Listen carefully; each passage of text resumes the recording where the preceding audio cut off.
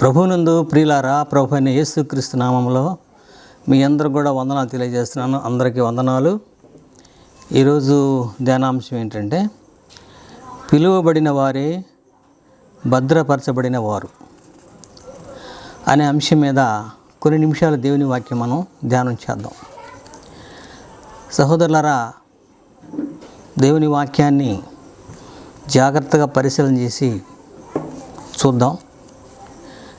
వాక్యం కొరకు ప్రార్థన చేద్దాం. పరిశుద్ధమైన తండ్రి, నీ పాదములకు స్తుతులు స్తోత్రాలు. ఈ వాక్యాన్ని దీవించండి, ఆశీర్వదించండి. ఎంతమంది అయితే నీ వాక్యం వింటున్నారో విన్న బిడ్డ మీద నీ కాపుదల భద్రత దయచేయండి.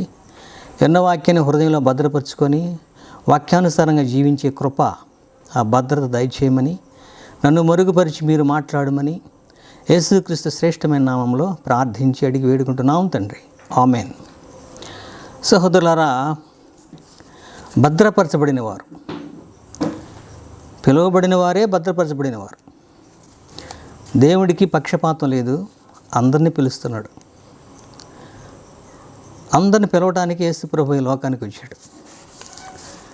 ఒకసారి రోమిలు రాసిన పత్రిక 8వ అధ్యాయం 30వ వచనంలో కొన్ని మాటలు ఉన్నాయి, నేను చదువుతాను.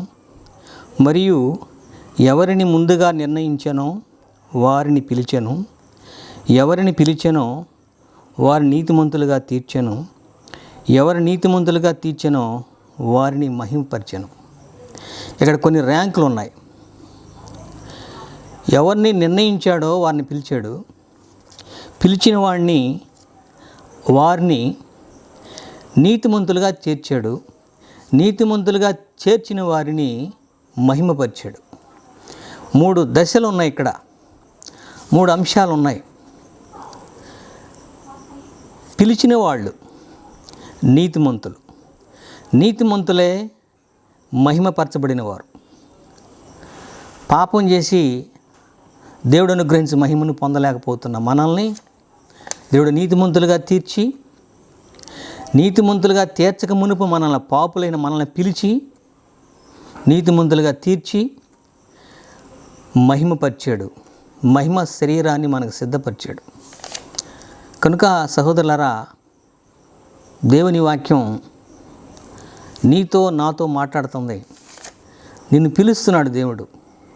నిన్ను నీతిమంతులుగా చేయడానికి రెడీగా ఉన్నాడు దేవుడు. నిన్ను మహిమపరచడానికి, పాపం చేసి ఏ మహిమనైతే నువ్వు కోల్పోయావో ఆ మహిమను తిరిగి ఇవ్వటానికి ఇన్ని ర్యాంకులు పెడుతున్నాడు. పాపం చేసి నువ్వు చాలా దూరంగా ఉన్నావు, నిన్ను పిలుస్తున్నాడు.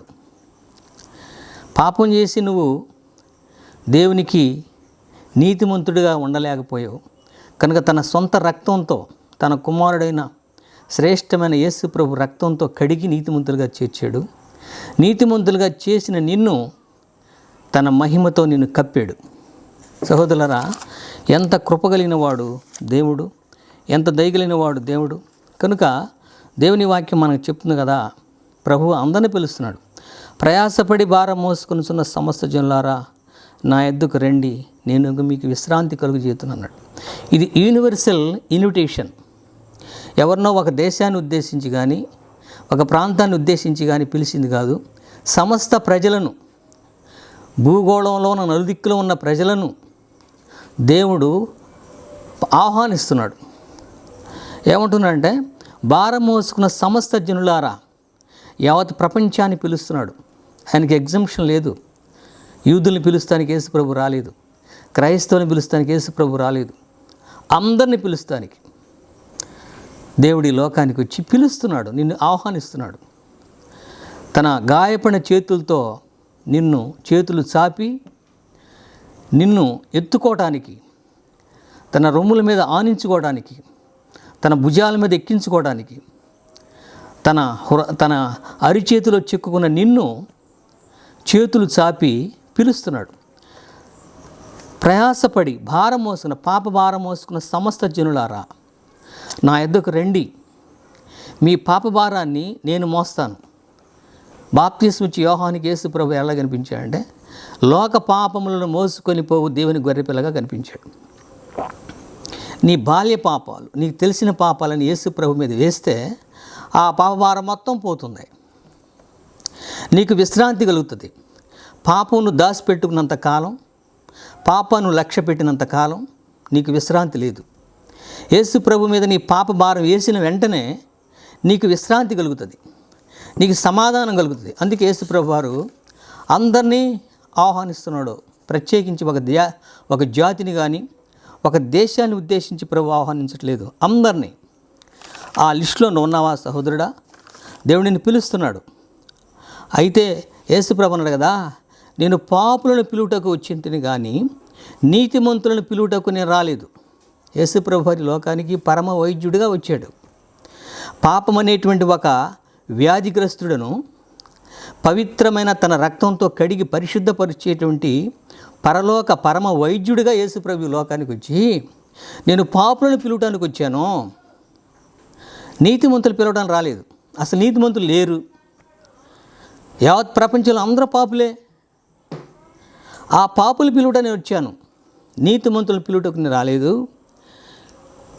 కనుక కనికరమనే కోరుచున్నాను కానీ బలిని కోరను అను వాక్య భాగం ఏమిటో మీరు వెళ్ళి నేర్చుకుని అన్నాడు. వాక్యాన్ని విశ్లేషించి వాక్యాన్ని విభజించి ఆ వాక్యం యొక్క భాగం తెలుసుకుంటే దేవుడు కనికరం కోరుతున్నాడు కానీ బలిని కోరడు. తన కుమారుడే నీకోసం బలి చేశాడు. నిన్ను బలిగా కోరటలేదు, కనికరాన్ని కోరుతున్నాడు, కృపను కోరుతున్నాడు.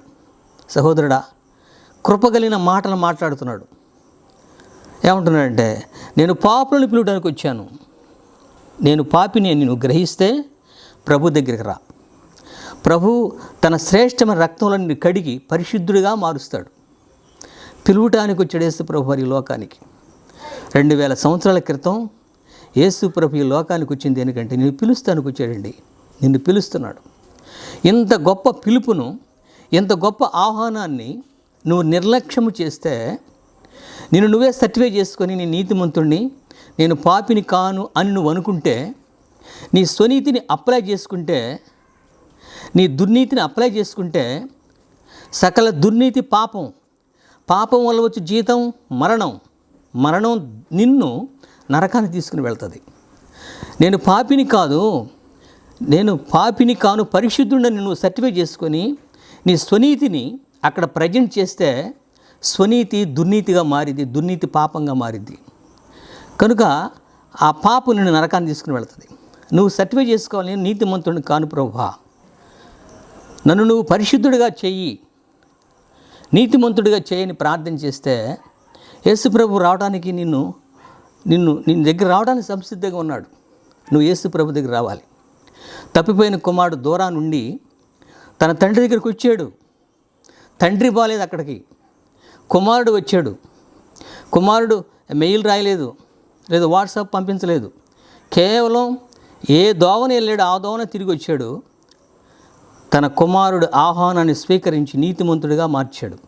తన ఇంట్లో ఉన్న పశువుని కోసి వధించి ఆ పశువైన యేసు ప్రభు రక్తాన్ని ఆయన మీద పెట్టి నీతిమంతుడు చేసిన తర్వాతనే ఇంట్లో తీసుకుని వెళ్ళి బంగారపు రింగు, మంచి వస్త్రములు, కాళ్ళకు చెప్పులు ఇంట్లో కూర్చోబెట్టుకున్నాడు. సహోదరుడా, దేవుడు ఆహ్వానిస్తున్నాడు నిన్ను. ఇంత గొప్ప ఆహ్వానాన్ని నువ్వు నిర్లక్ష్యం చేయొద్దు. ఇదే అనుకూల సమయము, ఇదే రక్షణ దినము. దేవుడు లోకమును ఎంతో ప్రేమించాను. ఎంత ప్రేమించాడండి? దేవుడు లోకాన్ని ఎంత ప్రేమించాడంటే, దేనికైనా కొలమానం ఉన్నది కానీ దేవుని ప్రేమని కొలవడానికి కొలమానం లేదు. అది అనంతం అనేటువంటి పదాన్ని వాడటానికి బదులు వాడేటువంటి పర్యాయ పదమే ఎంతో. దేవుడు ఎంతో ప్రేమించాడు. లోకంలో ఉన్న వాళ్ళందరూ పాపులే, అందరూ పాపము చేసి దేవుడు అనుగ్రహించు మహిమను, కృపను, రక్షణను స్వీకరించలేకపోతున్నారు. ఎంత ప్రేమించాడంటే తన కుమారుడి యొక్క రక్తాన్ని మొత్తం నీ కొరకు చిందించాడు. అంతగా ప్రేమించాడు, దాని కొలమానం లేదు. అందుకే దేవుడు లోకమును ఎంతో ప్రేమించెను కాగా ఆయన తన అద్వితీయ కుమారునిగా పుట్టిన వాని విశ్వాసముంచు ప్రతివాడు నశింపక నిత్య జీవం పొందినట్లు ఆయనను అనుగ్రహించెను. పాపం ఎరుగనే తన కుమారుని పాపముగా మార్చెను. ఏమండి, నిన్ను దేవుడు ఆహ్వానిస్తున్నాడు. నిన్ను తన కుమారుడి యొక్క తనని కుమారుని విశ్వాసం ఉంచమంటున్నాడు. నిన్ను అంతగా ప్రేమించాడు. తన ఏకైక కుమారుణ్ణి, తన రొమ్మును ఆనుకొని ఉన్న కుమారుణ్ణి నీ కొరకు పంపించాడు. తనకున్న హోదా, తనకున్నటువంటి మహిమ మొత్తం వదిలిపెట్టి రక్తమాంసములు గల శరీరం ధరించి నీ దగ్గరకు వచ్చాడు యేసు ప్రభువారు. కనుక ఎంతో ప్రేమించాను, నేడు లోకం ఎంతో ప్రేమించాడు. ఆయన యందు విశ్వాసం ఉంచు ప్రతివాడు నిత్య జీవం పొందినట్లు, జీవముగా నిత్యము జీవించేది నిత్య జీవము, అది యుగయుగాలు ప్రభువుతో జీవించేది. ఈ జీవానికి అంతం లేదు. ఆ నిత్య జీవం పొందాలి అంటే ప్రభు దగ్గర రావాలి. ప్రభు దగ్గర నువ్వు పాపాలు ఒప్పుకోవాలి. ఎంత ఘోర పాపినైనా యేసయ్య క్షమిస్తాడు, ప్రేమిస్తాడు, కడుగుతాడు. పాపం చేసినందుకు నరకానికి పోం, కానీ పాపాన్ని ఉపేక్షిస్తూ దాన్ని నిర్లక్ష్యం చేస్తూ ఉండటం వల్ల నరకానికి పోతున్నాం. దేవుడు ఈ సమయంలో వాక్యం ద్వారా, సువార్త ద్వారా నిన్ను ఆహ్వానిస్తున్నాడు. దేవుడు అనుగ్రహించి మహిమను పొందలేకపోతున్నావు. సహోదరుడా, ఇంత గొప్ప రక్షణ నువ్వు నిర్లక్ష్యం చేయవద్దు. ఇప్పుడే అనుకూల సమయం, ఇదే రక్షణ దినం. ఇప్పుడు యేసు ప్రభువుని అంగీకరించు. అందరూ పాపం చేసి దేవుడు అనుగ్రహించి మహిమను పొందలేకపోతున్నారు. ఇక్కడ ఎగ్జంప్షన్ ఏం లేదు, అందరూ పాపులే. పాపం చేసి దేవుడు అనుగ్రహించి ఆ కృపను, ఆ మహిమను పొందలేకపోతున్నాం. మనందరం అంతే. ఇక్కడ ఒక వ్యక్తి పరలోకంలో వెళ్ళాడంటే అది దేవుని కృప ద్వారా మాత్రమే వెళ్ళగలడు. యేసు ప్రభు రక్తంలో శుభ్రంగా పరిశుద్ధుడు అయి మాత్రమే వెళ్ళగలడు. దీనికి అతీతంగా వేరే మార్గం లేదు. అందుకే యేసు ప్రభు చెప్పాడు, నేనే మార్గమును, సత్యమును, జీవమును. పరలోకానికి వెళ్తున్న మార్గం యేసు ప్రభు వారే. ఆయన రక్తంలో కడగబడాలి. కడగబడినప్పుడు నీవు పరలోకం వెళతావు. లేకపోతే వేరే మార్గం లేదండి. వేరే మార్గం ఉంటే బైబిల్ ఎలా చెప్పదు. పాపము చేయక మేలు చేయుచుండు నీతిమంతుడు భూమి మీద ఒకడైనను లేడు. ఏమండి, పాపము చేయక మేలు చేయుచుండు నీతిమంతుడు భూమి మీద ఒక్కడు కూడా లేడు. భూతత్వంలో చూస్తే పరలోకములో సృష్టికర్త అయిన ప్రభు అయిన యేసుక్రీస్తు వారు చూస్తే ఒక్కరు కూడా నీతిమంతులు లేరు. పాపము చేయక మేలు చేయుచుండు నీతిమంతుడు భూమి మీద ఒక్కడైనను లేడు. అందరూ పాపులమేనండి. పాపులు పిలుస్తానికి యేసు ప్రభు ఈ ఆహ్వానం అంతా కూడా పాపుల్ని పిలవడానికి వచ్చినటువంటి ఆహ్వానం. పరలోకం వదిలిపెట్టి, తన మహిమను వదిలిపెట్టి, తనకున్నటువంటి హోదా, తనకున్నటువంటి కృప, ధన్యత, తనకున్నటువంటి కీర్తి ప్రతిష్టలు మొత్తం పక్కన పెట్టి యేసు ప్రభు ఈ లోకానికి వచ్చి నిన్ను పిలుస్తున్నాడు. నువ్వు పాపి అని ఆయనకు తెలుసు. పాపులు పరలోకంలోకి పోవాలంటే యేసు ప్రభు దగ్గర రావాలి. యేసు ప్రభు సిలువు దగ్గర రావాలి. సిలువు మీద ఏలాడుతూ కూడా యేసు ప్రభు వారు నిన్ను పిలుస్తున్నాడు. సహోదరుడా, ఈ యొక్క ఆహ్వానాన్ని ఆహ్వానించాలి. నువ్వు దీన్ని నిర్లక్ష్యం చేయకూడదు. నిర్లక్ష్యం చేస్తే తప్పించుకోవడానికి వేరే మార్గం లేదు. నీ ఆయుష్ 70 సంవత్సరాలు లేదా 80 సంవత్సరాలు లేదా 100 సంవత్సరాలు, ఆ తర్వాత చనిపోవాల్సిందే. ఈలోగా నువ్వు నిర్ధారణ చేసుకోవాలి. ప్రభువులో నువ్వు ఉండాలి, ప్రభువులో పెరగాలి. ఆయన యూదులకు ఆటంకముగాను అన్యజనులకు వెర్రితనముగాను ఉన్నాడు. కానీ యూదులకేమి గ్రీకు దేశస్థులకేమి పిలువబడిన వారికే, విన్నారండి, పిలువబడిన వారికే క్రీస్తు దేవుని శక్తియు దేవుని జ్ఞానమునై ఉన్నాడు. అది పాపాన్ని జయించడానికి శక్తి కావాలి. పాపాన్ని ద్వేషించడానికి దేవుని భయం కావాలి. ఆ భయం ఇక్కడ యూదులని లేదు, గ్రీకు దేశస్థులని లేదు, అన్యులని కూడా లేదు. పిలువబడిన ప్రతి వారికి నిన్ను దేవుడు పిలిస్తే యేసు ప్రభు వారిని శక్తి. నిన్ను దేవుడు పిలిస్తే యేసు ప్రభు వారు తండ్రి యొక్క దేవుని యొక్క జ్ఞానమై ఉన్నాడు. శక్తి, ఆత్మశక్తి, ఆత్మ బలమై ఉన్నాడు.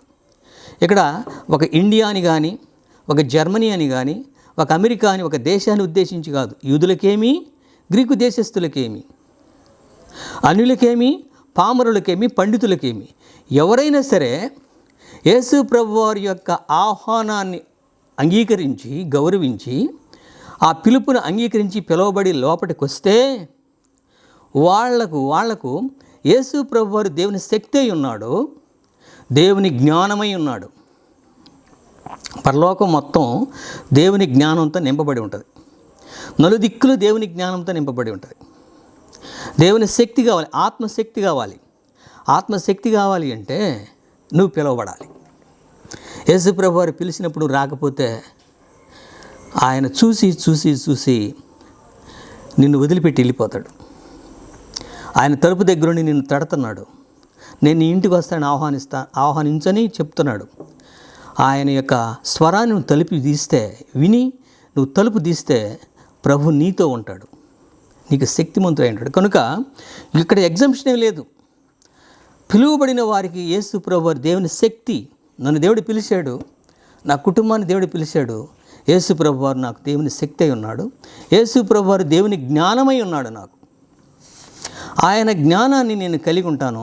ఈ లోకంలో, పరలోకంలో కూడా దేవుని జ్ఞానాన్ని కలిగి ఉంటాను. ఒక పాపాన్ని జయించడానికి శక్తి కలిగి ఉంటాను. పాపి, ప్రభువా నేను పాపిని మోకరించినప్పుడు సాతాను చందమామ వణికినట్టు గడగడ వణికిపోతాడు. యేసు ప్రభు వారు శక్తి, యేసు ప్రభు యొక్క బలం, యేసు ప్రభు యొక్క ఆత్మశక్తి నీ హృదయాన్ని మొత్తం నింపేస్తుంది. అప్పుడు సాతాను నీ సన్నిధిలో, నీ పరిధిలో ఉండడానికి అవకాశం లేదు. ఇది ఎలా జరుగుతుందంటే పిలువబడిన వారికి ప్రత్యేకించినటువంటి గిఫ్ట్ లాంటిది, ఒక ఆహ్వానం, ఒక గౌరవం పదంగా ఇచ్చినటువంటి ఒక బహుమతి లాంటిది. యేసు ప్రభు వారినే దేవుడు నీకు శక్తిగా, నీకు జ్ఞానంగా ప్రజెంట్ చేశాడు. నేను పిలిచాడు, పిలిచి ఈ రెండు ప్రజెంట్ చేస్తున్నాడు. కనుక సహోదరులారా, ఎంత గొప్ప ఆహ్వానాన్ని దేవుడు నీకు తెలియజేస్తున్నాడు. ఇదే అనుకూలమైన సమయం, ఇదే రక్షణ దినం, రేపు నీది కాదు. మనల్ని పిలిచినటువంటి యేసు ప్రభు వారు ఎలాంటి వాడంటే, మిమ్ముని పిలిచినవాడు నమ్మకమైన వాడు. ఈ లోకంలో ఎవరిని నమ్మకూడదు. ఫ్రెండ్స్ని కానీ, స్నేహితులను కానీ, తోడబుట్టిన వాళ్ళు కానీ, బంధువులు కానీ, సహోదరులు ఎవరు కూడా నమ్మడానికి అవకాశం లేదు. కానీ పిలిచిన దేవుడు నమ్మకమైన వాడు. మిమ్ముని పిలిచినవాడు నమ్మకమైన వాడు. యేసు ప్రభువాని ఎంతైనా నమ్మొచ్చు, నమ్మటానికి అవకాశం ఉన్నదండి. యేసు ప్రభువా నువ్వు నమ్ముతున్నావా? నమ్ముట నీ వలనైతే, యేసు ప్రభువారు చెప్పాడు, నీ వలనైతే నమ్మువానికి సమస్తమును సాధ్యమే. నిన్ను పిలిచిన దేవుడు నమ్మకస్తుడు. ఈ నమ్మకం చాలా గొప్పది, ఎంతైనా నమ్మదగినవాడు. అలా నమ్మకం, నిన్ను పిలిచినటువంటి వ్యక్తి యొక్క క్యారెక్టర్ ఏంటంటే యేసు ప్రభువు నమ్మకమైన వాడు, ఎంతైనా నమ్మదగినవాడు. ఇంకో మాట చూద్దాం సహోదరుల, దేవుని వాక్యంలోనే ఇంకో మాట చూద్దాం, పరిశుద్ధ గ్రంథంలోనే ఇంకో మాట. రోమాలో ఉన్న దేవుని ప్రియులందరికీ, అనగా పరిశుద్ధులుగా ఉండటకు పిలువబడిన వారికి శుభమని చెప్పి రాయినది. ఏమండి, పరిశుద్ధులుగా ఉండటానికి దేవుడు నిన్ను పిలిచాడు. రోమాలో ఉన్న దేవుని ప్రియులందరికీ, అనగా పరిశుద్ధులుగా ఉండుటకు పిలువబడిన వారికి. నువ్వు దేవుని ప్రియుడవు, నీవు పరిశుద్ధుడవు. ఒకప్పుడు పాపము చేసి పాపిగా మారావు. ఇప్పుడు యేసు ప్రభు వారు తన సొంత రక్తంతో నిన్ను కడిగి, మన పాపములను మనం ఒప్పుకొని ఎడల ఆయన నమ్మదగినవాడు, నీతిమంతుడు గనుక మన పాపములన్నిటిని క్షమించి కడిగి నిన్ను నీతిమంతులుగా చేస్తాడు, నిన్ను పరిశుద్ధుడిగా చేస్తాడు. నీ పాపలను కడుక్కోలేవు. ఒక డాక్టర్ దగ్గరికి వెళ్ళి నువ్వు చెప్తే డాక్టర్ తెలుసు, ఎక్కడ ఏ జబ్బు ఉందో డాక్టర్ తెలుసు. ఆ ప్రాంతాన్ని సిజర్ చేసి కట్ చేసి ఆ మలినాన్ని కల్మష్ తీసేస్తాడు. ఆ గడ్డని, ఆ ప్రాబ్లమ్స్ని, ఉన్నటువంటి ఆ వ్యాధిని తీసేస్తాడు. అలాగే యేసు ప్రభు వారే నీ హృదయాన్ని కడగాలి, నీ మనస్సాక్షిని కడగాలి, నిన్ను కడగాలి. అప్పుడు నువ్వు పరిశుద్ధుడిగా ఉంటావు. నిన్ను పిలిచినవాడు నిన్ను పరిశుద్ధుడిగా చేయడానికి సంసిద్ధపడ్డాడు. నువ్వు దేవునికి ప్రియుడవు, దేవునికి ఇష్టడవు. ఒకప్పుడేమో దేవునికి ఇష్టమైన పనులు చేసి దేవునికి ఇష్టమైనటువంటి వాడిగా ఉన్నావు. ఇప్పుడు దేవుని యొక్క స్వభావం, ఆయన పరిశుద్ధుడు కనుక మీరును పరిశుద్ధులై ఉండుడి. పరలోకం పోవాలంటే పరిశుద్ధత కలిగి ఉండాలి. పరిశుద్ధత లేకుండా ప్రభువుని ఎవరు చూడలేరు, పరలోకం ఎవరు కూడా చేరలేరు. కనుకనే పిలువబడిన వాళ్ళందరికీ, అనగా పరిశుద్ధులుగా ఉండుటకు పిలువబడ్డాం మనందరం కూడా. సహోదరులారా, ఇందుకు యేసు ప్రభు వారు వచ్చి నిన్ను పిలుస్తున్నాడు, ప్రత్యేకించి పిలుస్తున్నాడు, నిన్నే ఆహ్వానిస్తున్నాడు. కనుక పరిశుద్ధులుగా ఉండుటకు, దేవుని ప్రియులుగా ఉండుటకు యేసు ప్రభు వారు బాప్తీసం తీసుకొని రాగానే, ఆ నీటిలోంచి బయటికి రాగానే ఆకాశం చీల్చబడి పరిశుద్ధాత్మ దేవుడు పావురాయి రూపాయలు వచ్చి, ఆ పావురం యొక్క రూపంలో వచ్చి ఆయన మీద నిలబడ్డప్పుడు ఆకాశం నుండి ఒక శబ్దం వినపడింది. ఈయన నా ప్రియ కుమారుడు, ఈయన యందు నేను ఆనందిస్తున్నాను. యేసు ప్రభువారు తండ్రికి ప్రియమైన వాడు. ఎప్పుడైతే నువ్వు పాపాలు ఒప్పుకొని దేవుని యొక్క యేసుక్రీస్తుకు పిలుపుని అంగీకరిస్తావో నువ్వు దేవునికి ప్రియుడిగా మారిపోయావు. అందుకే రాసిన మాట, రోమిలు రాసిన పత్రికలో రాసిన మాట 1:7 రోమాలో ఉన్న దేవుని ప్రియులందరికీ, రోమా సంఘంలో ఉన్న దేవుని ప్రియులు అనగా పరిశుద్ధులుగా ఉండటకు పిలువబడిన వారికి. నిన్ను పరిశుద్ధులుగా ఉండవు. ఒకప్పుడు పరిశుద్ధత లేదు.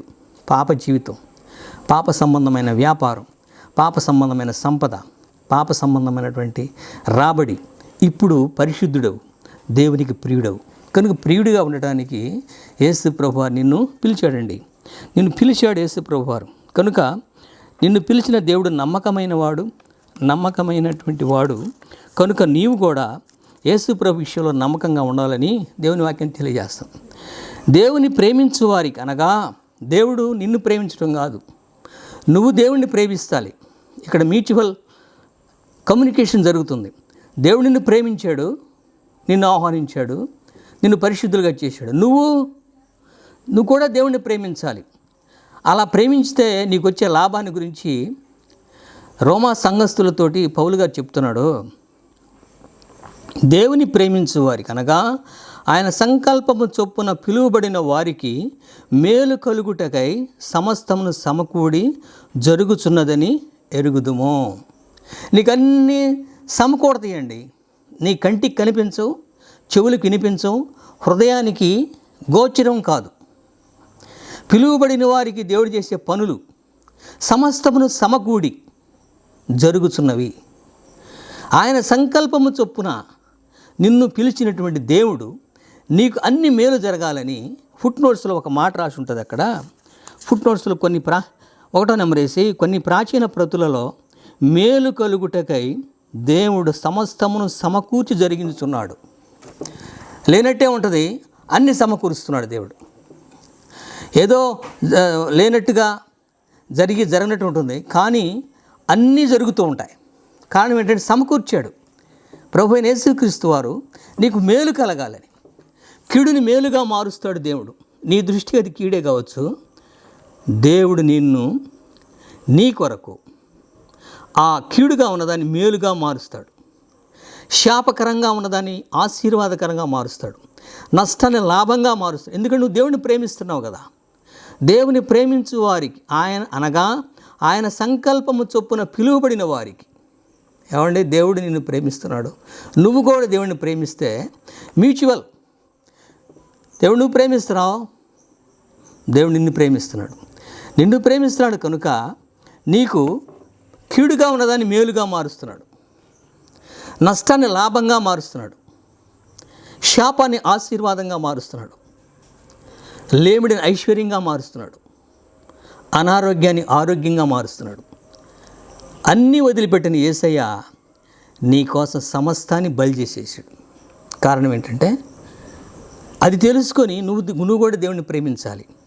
అలా ప్రేమించే వారికి మేలు కలుగుటకై, కీడనేది దేవుడు పిలిచిన బిడ్డలకి కనిపించదు. ఒకవేళ అది కీడని దృష్టికి కనిపించినా అది దేవుని దృష్టిలో మేలుగా మారుస్తాడు దేవుడు. అలా మేలు కలుగటానికి అన్ని సమకూరుస్తున్నాడండి. సమకూర్చేవాడు దేవుడు. అన్ని గ్యాదర్ చేస్తున్నాడు. ఏదైతే నీకు ప్రాబ్లంగా ఉంటుందో దానిని దేవుడు తీసేసి దాన్ని నీకు ఆశీర్వాదంగా మారుస్తాడు. నీ శత్రువులు నీకు స్నేహితులు అవుతారు. నీకెవరైతే వ్యతిరేకంగా మాట్లాడతారో వాళ్ళు నీకు అనుకూలంగా మాట్లాడతారు. ఎవరైతే నీకు ప్రతికూలంగా ఉంటారో వాళ్ళు అనుకూలంగా మారుస్తారు. ఇవన్నీ ఎవరి ద్వారా జరుగుతుందంటే కేవలం నీవు దేవుని ప్రేమిస్తున్నావు కాబట్టి నిన్ను బట్టి అలా జరుగుతుంది. నువ్వు కూడా దేవుని ప్రేమించాలి. కనుక ఆయన సంకల్పము చొప్పున పిలువబడిన వారికి మేలు కలుగుటకై సమస్తమును జరుగుతున్నది. జగత్తు పునాది వేయబడక మునిపే ఒక ప్రణాళిక కలిగి ఉన్నాడు దేవుడు. నీకు అన్ని మేలు జరగాలి. ఈ భూలోకంలో మేలు జరుగుతుంది, పరలోకంలో కూడా నీకు మేలు జరుగుతుంది. కీడు అనేది నీ కంటికి కనిపిస్తుంది, కానీ అది కీడు కాదు. అది దేవుని దృష్టిలో అపారమైన మేలు దాగి ఉన్నదని పరిశుద్ధాత్మ దేవుడు తెలియజేస్తున్నాడు. కనుక సహోదరులారా, దేవుని వాక్యం ఇంత స్పష్టంగా నీతో మాట్లాడుతుంది, నాతో మాట్లాడుతుంది. కనుక మేలు కలుగుటకై సమస్తమును సమకూడి జరుగుతున్నదని ఎరుగుదాము. కనుక దేవుడిని సమకూర్చి జరిగిస్తాడు. కనుక మీరు స్వతంత్రులుగా ఉండటకు పిలువబడితిరి అన్నాడు పౌలు గారు. స్వతంత్రులు, అక్కడ పాపము చేసి ప్రతివాడు పాపమునకు దాసుడు. పిలువబడినప్పుడు మనం పాపానికి దాసులం. ఇప్పుడు పిలువబడ్డాం, మనం స్వతంత్రులు చేశాడు. ప్రభు అన్నాడు కదా, కుమారుడు మిమ్మల్ని స్వతంత్రులుగా చేసినలా మీరు నిజముగా స్వతంత్రులు అయ్యిందురు అన్నాడు. ఏమండి, పాపం చేసి ప్రతివాడు పాపానికి దాసుడు.